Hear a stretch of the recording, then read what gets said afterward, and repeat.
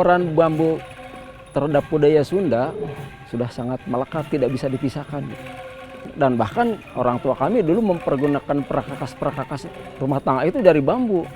Seperti menanak nasi, sebelumnya juga membersihkan beras pada namanya boboko dari bambu. Kemudian waktu membersihkan berasnya sendiri pakai namanya nyiru begitu. Kemudian untuk menyaring sesuatu juga ayakan.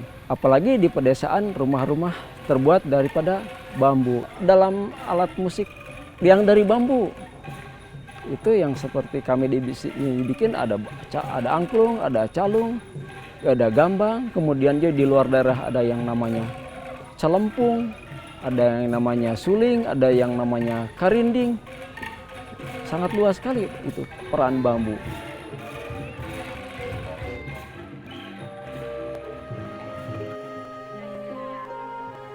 Bagi kami suku Dayak Benua dan Tunjung, melalui rotan ini kami ekspresikan budaya kami dengan mempertahankan motif yang dari zaman nenek moyang kami dulu seperti ini.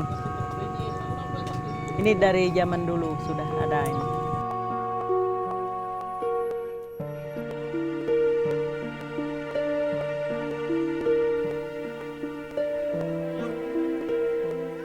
Nah, ini getah dilutung, ya kerjanya sekitar 5 hari. Ya kalau dijual per kilonya 8.000. Beratnya getah dilutung ini bekerja 5 hari sekitar 140 kilo.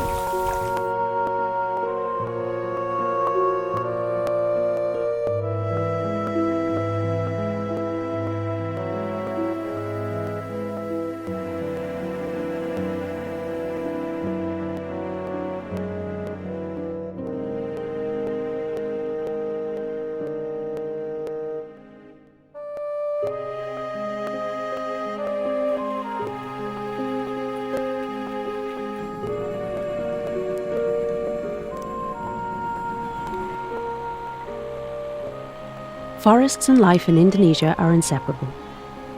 In addition to the rich biodiversity, more than 48 million people depend on the forest for their livelihoods.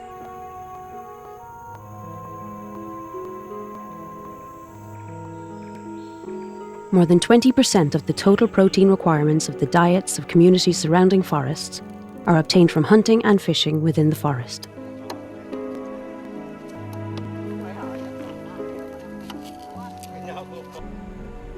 From the forest, clean air blows, water flows, medicine is collected, inspiration for culture is created. The forest is the protector of human lives and the keeper of the balance of the world's climate. One of the most important economic contributions of forests are the various non-timber forest products that have long been utilized by communities. The Indonesian government, through the Ministry of Forestry, has specified 565 species of non-timber forest products, with 6 priority products: rattan, bamboo, gaharu or agar wood, natural silk, honey, and nyamplung or Calophyllum inophyllum. Ada kelompok masyarakat yang selama ini memang sangat tergantung dengan HBK itu, hasil hutan bukan kayu dari potensi di hutan itu. Hanya itu tidak diperhitungkan. Nah, kalau kemudian ditanya bagaimana peran mereka, sebenarnya yang paling harus kita perhatikan itu adalah aspek sosialnya, aspek psikologisnya gitu, aspek historis dari gitu. Jadi itu yang selama ini tidak diperhatikan. Hanya ada di level-level yang permukaan gitu. Misalnya seperti pariwisata, lalu kemudian mereka semua campaign tentang hasil hutan bukan kayu, tapi esensinya kebijakannya itu nggak menyentuh sama sekali ke masyarakat. Padahal itu adalah kelompok yang besar. Jadi kalau misalnya kayu, timber itu kemudian kolaps begitu, masih ada kelompok masyarakat yang tetap mempertahankan hutannya karena mereka bertahan dari hasil hutan bukan kayu itu.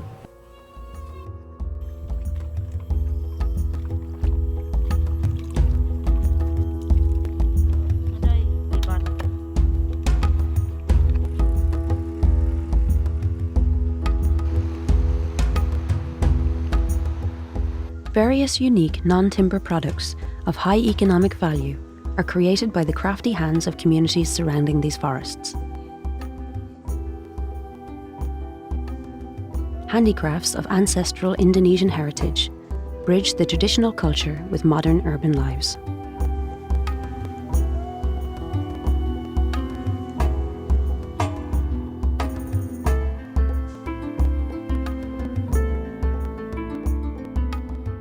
Non-timber forest products are a hidden economy. Based on data from the World Bank, the global trade value of non-timber forest products in 2004 reached $11 billion.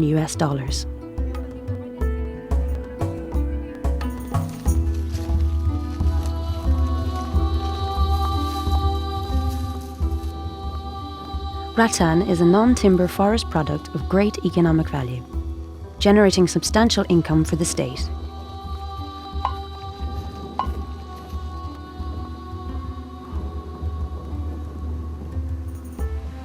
Indonesia's forests are home to 350 rattan species, which makes Indonesia the world's largest rattan producer.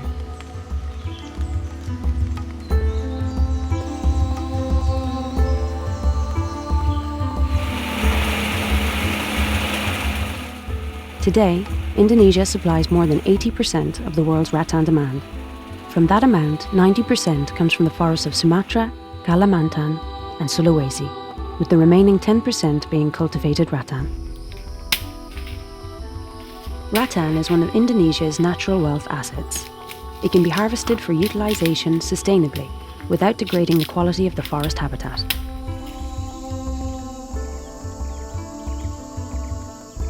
Rattan has long been used by communities surrounding forests to make various household needs, ranging from building materials to utensils. It is also an important raw material for the furniture industry in Indonesia. Bagi saya orang rotan super penting ya, karena tidak ada hutan yang nggak ada rotan. Karena tidak ada sampai sekarang hutan rotan. Yang ada hutan, di dalamnya ada rotan. Jadi kalau hutannya hilang, otomatis rotannya juga hilang. Karena si rotan itu bisa hidup kalau ada pohon untuk merambat.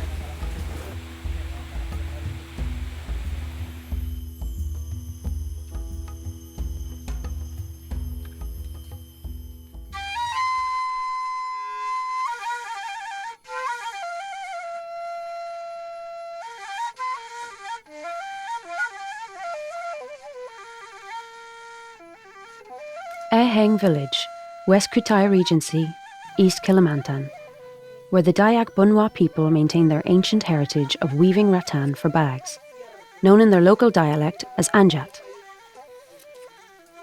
Nowadays, these rattan products form one of their main sources of livelihood.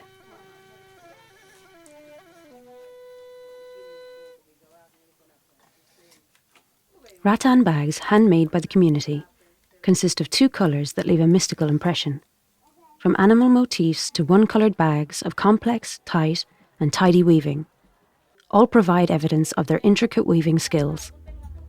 The forest and rattan inspire the Dayak culture.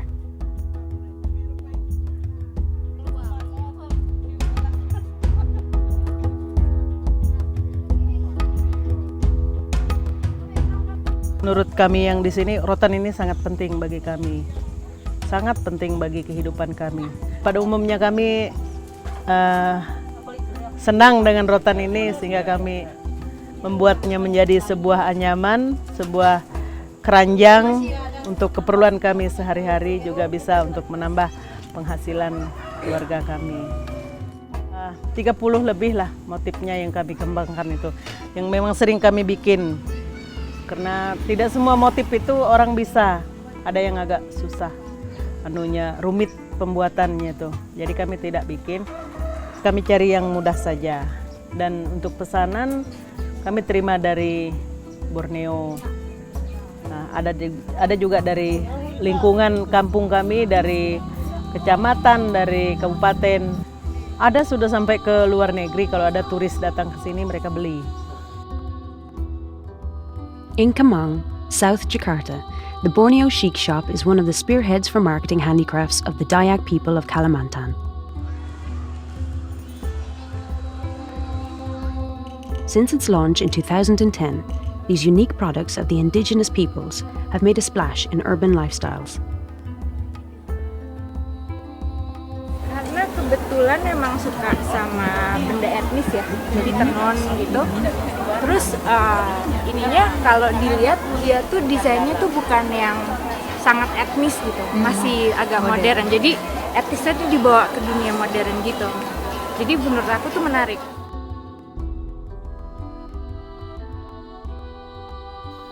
The supply of rattan as raw material for these products depends on the condition of the forests. Of the 130 million hectares of forest in Indonesia, it is estimated that rattan grows in less than 12 million hectares due to massive forest degradation.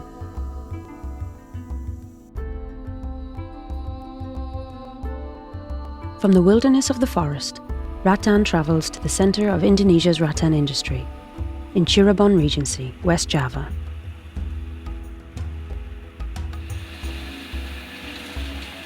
The rattan furniture industry in the northern coast of Java Island employs hundreds of thousands of workers.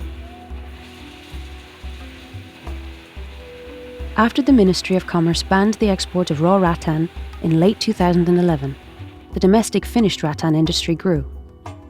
The Indonesian Furniture Industry and Handicraft Association, ASMINDO, states that from January to August 2012, the export of finished rattan products increased to $142.3 million. This is a 25% increase from $113.6 million from the same period in 2011.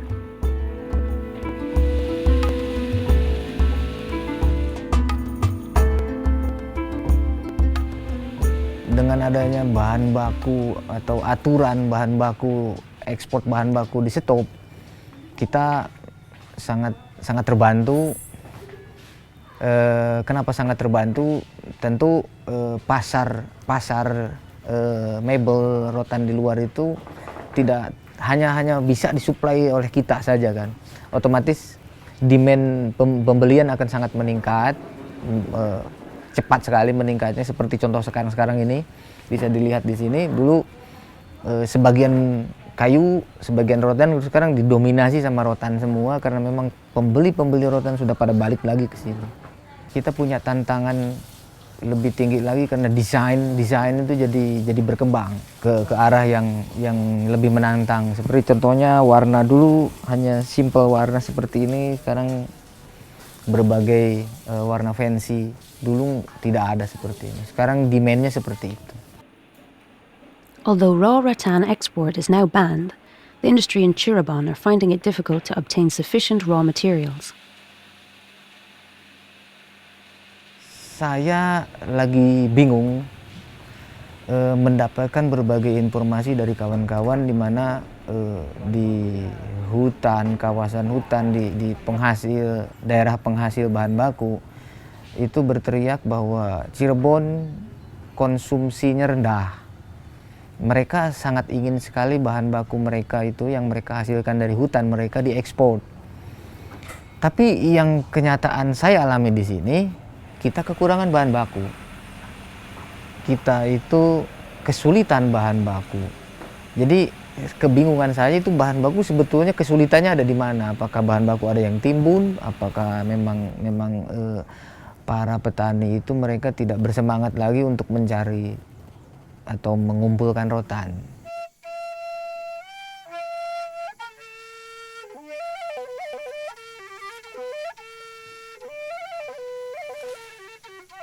One long-term solution to meet the rattan demand is replanting, something the Dayaks have mastered in Eheng village.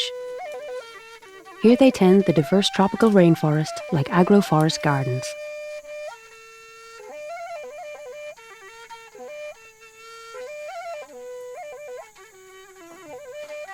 Jadi ini rotan yang kami tanam, tanamnya mulai ini sekitar umur 5 bulan.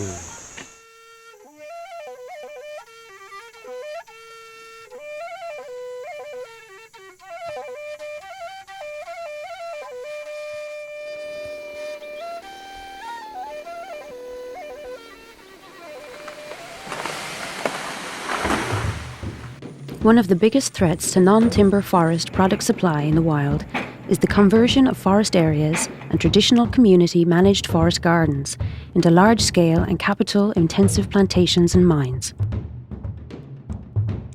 Large-scale forest exploitation for timber and land have occurred for more than 5 decades, scarring the face of millions of hectares of Indonesia's tropical forests. One of the most threatened provinces is central Kalimantan.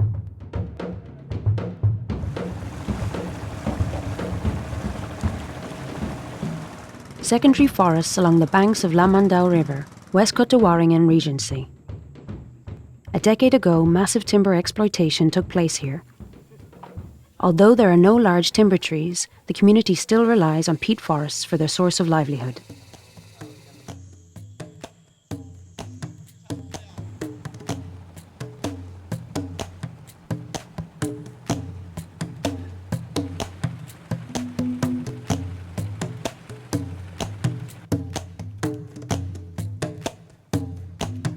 Kita sekarang sedang berada di hutan yang berbatasan dengan SM Sungai Lamandau. Jalur Sungai Buloh ini adalah jalur yang digunakan oleh masyarakat dalam mencari mata pencarian, yaitu mengikan dan memantung.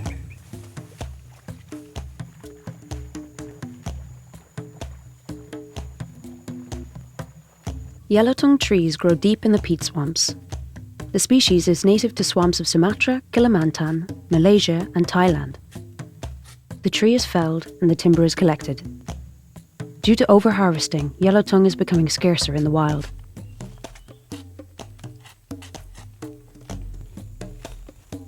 Local communities have long tapped yellowtongue sap to sell for raw materials, for isolators and chewing gum. Indonesia is the largest exporter of yellowtongue sap.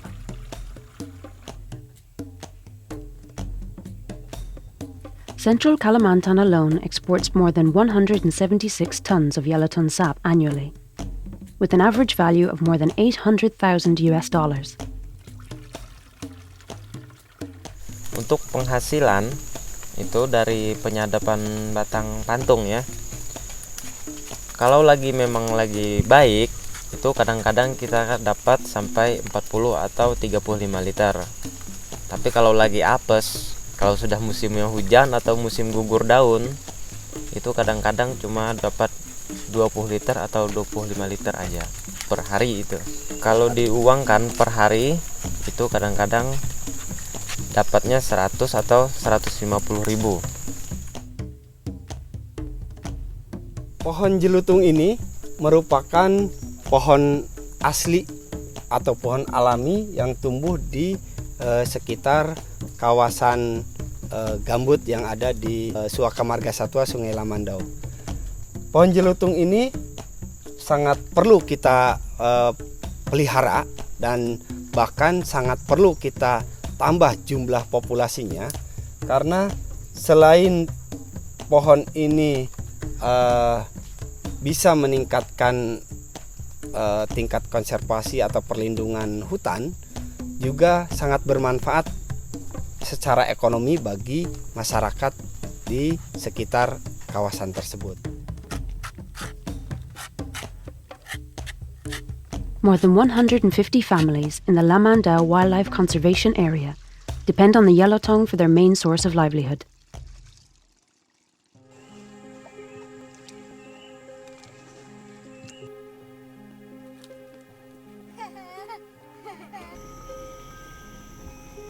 Its high economic value and fast growth, combined with a good understanding of its cultivation, makes yellowtongue into a species that has a potential to rehabilitate the peat swamps of Indonesia.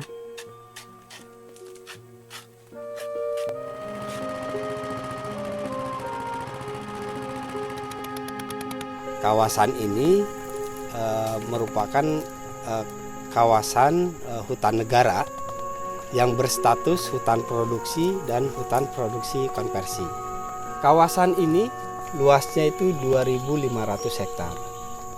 Setelah kami melakukan analisa, baik itu analisa sosial ataupun analisa vegetasi kawasan, hutan ini yang akan kami rencanakan untuk dijadikan model program hutan kemasyarakatan.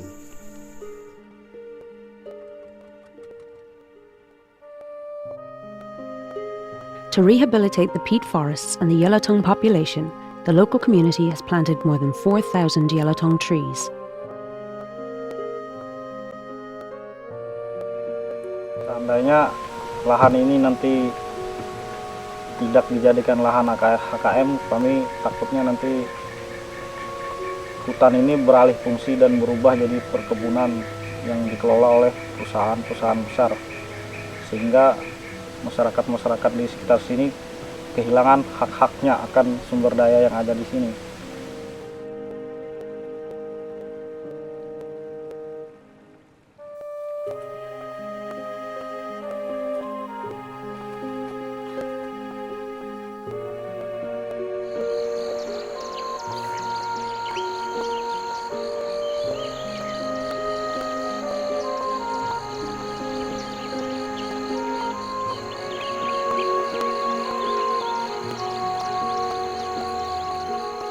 Bamboo is an economically valuable plant with thousands of benefits.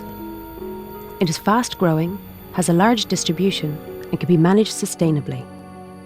With these advantages, bamboo can be a good choice for rehabilitating critical lands and riverbanks.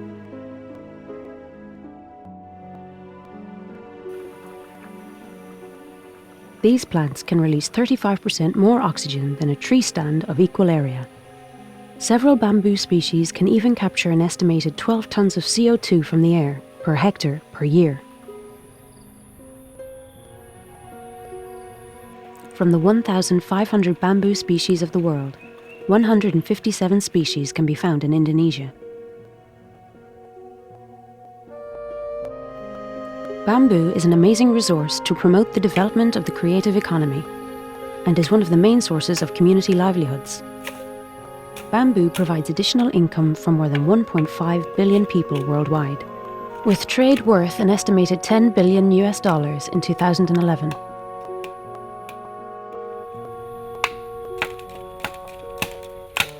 Bambu mah dijual pan jadi jan artosna bisa dipeserkeun kana peas kana naon we dan sangu gitu.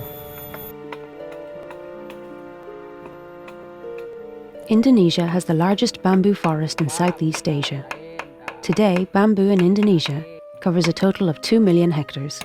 In Java Island alone, there are 59 bamboo species, 7 of which are endemic.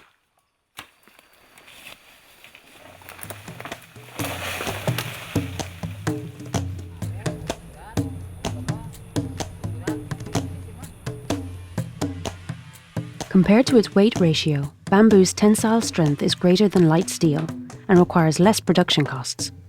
It also requires less energy to process. Although the country's bamboo potential is great, bamboo has not reached its national industrial potential. The global market absorption for Indonesia's bamboo is only 7%, much lower than China's 68%. On the other hand, bamboo's value continues to increase.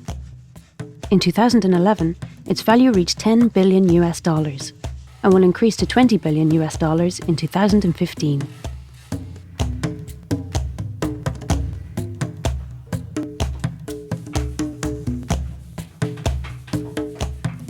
Sebutnya bambu di kita itu sangat melimpah. Cuman pemanfaatan daripada bambu itu sendiri belum maksimal. Alhamdulillah kita mencoba buat furniture bisa diterima baik di pasaran lokal maupun di pasaran internasional. Dengan memanfaatkan bambu, kita bisa menciptakan lapangan kerja buat masyarakat. Bahkan bambu itu sendiri kita bisa dibikin bermacam-macam. Apakah itu furniture sampai perabot rumah tangga pun bisa kita bikin.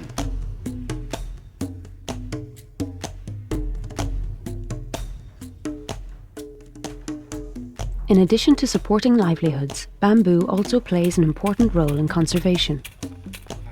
Bamboo's wide-spreading root system forms like an underground network that grasps the soil, making bamboo an effective protection from erosion. Its unique leaf and root, as well as the large amount of organic litter, enables bamboo to absorb twice as much water than many other plants.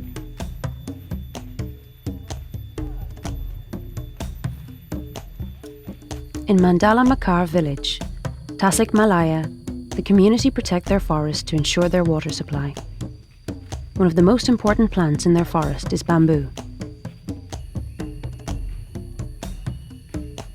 Fungsi bambu di lingkungan hutan lindung ini sangat vital sekali, menjadi sumber air, benar-benar sumber air kita. Nahan erosi, terus satwa-satwa lainnya juga bisa hidup di sini. Konservasi seperti ini, hutan lindung seperti ini, istilahnya nanti sampai kapanpun bambu ini nggak pernah habis. Kalau lagi-lagi ada instruksi untuk dikebunin nantinya ke depannya, terus pemanfaatannya lebih ditingkatkan lagi gitu. Harapan saya seperti itu. Bamboo replanting is not only for conservation, but also to protect the tradition of the Sundanese people, whose culture cannot be separated from bamboo, one of which is Saung Uju in Bandung, West Java. Actively and diligently, they continue to introduce and conserve the bamboo musical instrument, the angklung.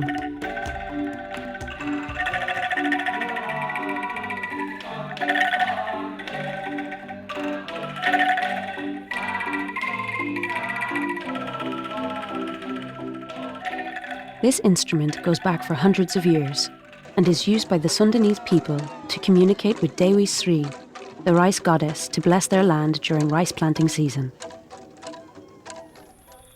Not unlike rattan and yellowtongue, bamboo for angklung is also experiencing overexploitation. Pada waktu tahun sebelum 2000-an ya, orang tua kami masih bukan santai, artinya tidak begitu khawatir bambu tuh di daerah-daerah banyak gitu loh. Walaupun bambu angklung itu spesial ya, tidak sembarang bambu. Nah, pada tahun 2000-an ke sini itu mulai perasa kami itu wah, ini dari tahun ke tahun bukan menunjukkan kebutuhan bambu mencukupi, malah sebaliknya. Terus berkurang.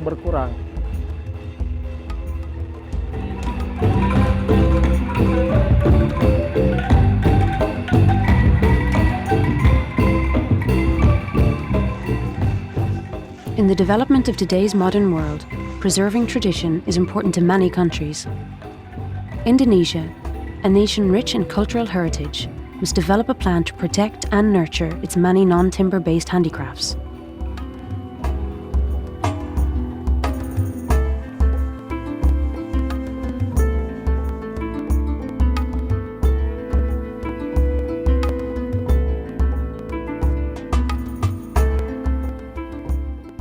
Forest and peat constitute the nation's most valuable assets in developing a sustainable economy in Indonesia.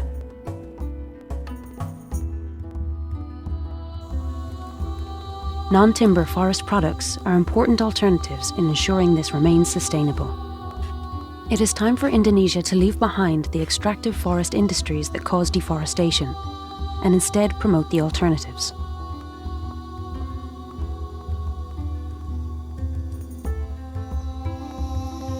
People and forests have lived in harmony for thousands of years, and this relationship must be strengthened for a sustainable future.